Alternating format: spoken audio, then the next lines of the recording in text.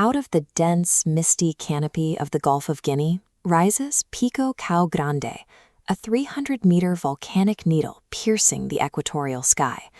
This is the 148th reality, a pristine twin-island empire rejecting the frenetic digital nomad culture, demanding instead a profound philosophy of slowing down. São Tomé and Príncipe operates a strategic border policy to capture high-value ecological research and tourism. Citizens of the US, Canada, the UK, and the European Union are granted an open, visa-free travel line for up to 15 days. The islands leverage a massive agricultural heritage. Once the single largest producer of cocoa on Earth during the early 20th century, they are still universally revered as the Chocolate Islands. But an appealing heritage often masks a brutal logistical grid. This environment is absolutely not a plug-and-play remote work hub. This matrix maps standard global hubs against the raw São Tomé baseline. While standard locations offer ubiquitous ATMs and fiber internet, this federation operates on a strict cash-only infrastructure, requires localized satellite internet grids, and functions entirely on the slow pacing of Leve-Leve. Arriving here with expectations of modern convenience guarantees immediate operational failure and severe distress. Survival demands a clear understanding of your own capabilities. The friction begins before you even board your flight. Immigration control mandates absolute physical printouts of a confirmed return flight, alongside a valid yellow fever vaccination certificate. Digital copies on your phone are entirely invalid. Failing to produce the physical paperwork results in an immediate denial of boarding. Once you clear the border, you enter a strict financial void. International credit cards, digital wallets, and global ATM networks are virtually non-functional across the entire island federation. This flowchart maps your financial reality. Every transaction requires the local Dobra, pegged to the euro. Relying on digital banking leads to an immediate dead end. The only viable path is exchanging physical euro banknotes. Carrying a large volume of crisp physical euro notes is not an optional travel tip. It is a strict infrastructural requirement for existence here. While carrying bulk cash sounds alarming, São Tomé and Príncipe operates on deep communal trust. It remains one of the absolute safest nations in Africa, with violent criminal networks and organized gangs resting at absolute zero. Financial survival means completely regressing to a 20th century cash-in-hand operational model days before you depart.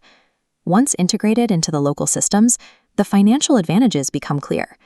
Down the paved streets and among the colorful colonial buildings of the capital city, housing costs drop significantly. You can secure a fully furnished, modernized flat or a colonial-style bungalow in the municipal sectors for between $300 and $550 per month. The local dietary baseline is equally economical for a foreigner. The local culinary landscape fuses Portuguese and West African roots, heavily utilizing fresh-caught ocean fish and slow-cooked masterpieces like kalulu. A massive traditional platter from a coastal vendor or casual cafe costs a mere $4 to $9.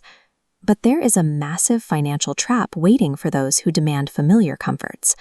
Any packaged Western goods must traverse long maritime logistics routes. This chart compares the baseline local lifestyle budget against an import-heavy approach. Relying on imported electronics, specialized fuel, and processed foods triggers a logistics premium that instantly erodes the island's low-cost advantage. Trying to earn a living locally is similarly restrictive. The domestic economy is driven aggressively by sustainable maritime fisheries and organic agriculture. With local statutory minimum wages highly compressed between $100 and $150 monthly, local job hunting offers zero utility for an incoming foreigner. The premier earning strategy is to isolate your income stream. You must act as a deep focus expat, maintaining an independent global remote workspace.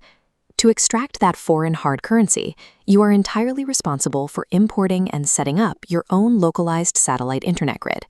Maximum return on investment here follows a strict formula: earn your capital globally, build your own technical infrastructure, and consume entirely locally. The final filter is psychological.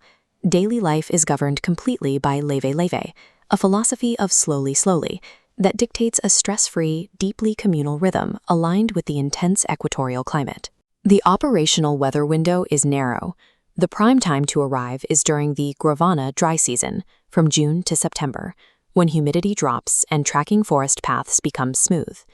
This quadrant determines exactly who can survive here. We map the need for digital infrastructure against the tolerance for daily friction.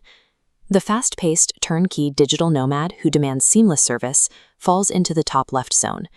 For them, this destination means high operational stress, excessive spending, and a miserable collision with local culture. The ideal candidate sits in the bottom right, the deep-focused expat willing to meticulously prepare and adapt. Their reward is total access to one of the safest, most pristine, and highly affordable ecological sanctuaries remaining on the African continent. The question is whether you possess the operational discipline to trade instant connectivity for a $300 bungalow and absolute isolation. Let us know your decision in the comments below. Next, we leave the jungle for the hyper-advanced desert kingdom and the trillion-dollar giga project engines of Saudi Arabia. Subscribe to stay real.